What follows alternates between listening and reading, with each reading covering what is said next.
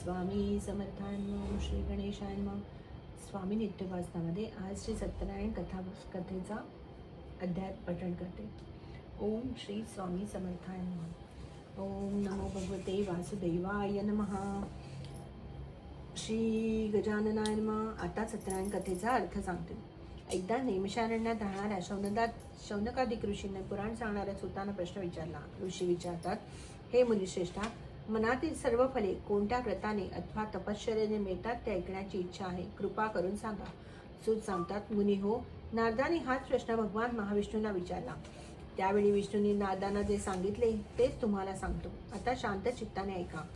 एकदा महायोगी नारद मुनी जनतेवर दया करावी अशा बुद्धीने अनेक लोकात फिरत असताना मनुष्य लोकात भारतात आले आणि मनुष्य लोकात आपल्या पूर्वकर्माप्रमाणे अनेक योनींमध्ये जन्म घेऊन अनंत प्रकारची दुःखे सर्व लोक भोगीत आहेत असे पाहून कोणत्या साधनाने त्यांची दुःखे नाहीशी होतील हा विचार करून नारद मुनी वैकुंठात गेले.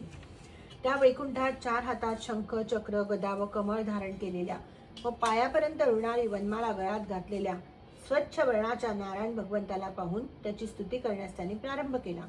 नारद म्हणाले, ज्याचे स्वरूप, वाणी व मन यांना न कळणारे आहे व जो सर्व अनंत शक्तिमान आहे, तो उत्पत्ती, मध्य व नाश यांनी रहित आहे, मूळचा निर्गुण आहे व जगाच्या आरंभकाळी जो 3 गुणांचा स्वीकार करतो व जो सर्वांचे मूळ कारण असून भक्तांची सर्व दुःख नाहीशी करतो, त्या नारायणाला माझा नमस्कार असो.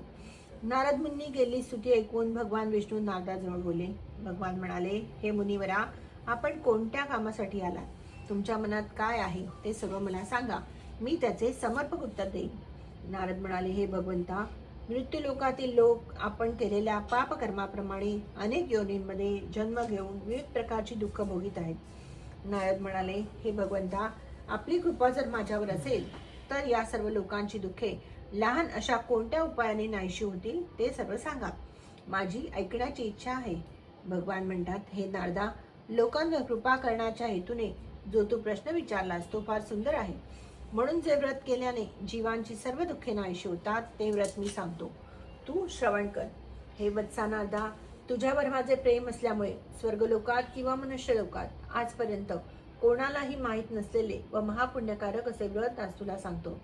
या व्रताला सत्यनारायण व्रत असे म्हणतात. हे विधीपूर्वक केले असता व्रत करणारा मनुष्य या लोकी सर्व काळ सुख भोगून शेवटी आनंदरूप मोक्षपदात जातो. भगवान विष्णूंचे भाषण ऐकून नारद मुनी विष्णूंना म्हणाले, हे नारायणा, या व्रताचे फल काय, याचा विधी काय व हे व्रत पूर्वी कोणी केले आहे किंवा केले होते ते सर्व सविस्तर विस्तार करून मला सांगा. त्याचप्रमाणे हे व्रत कोणत्या काळी करावे तेही सांगा.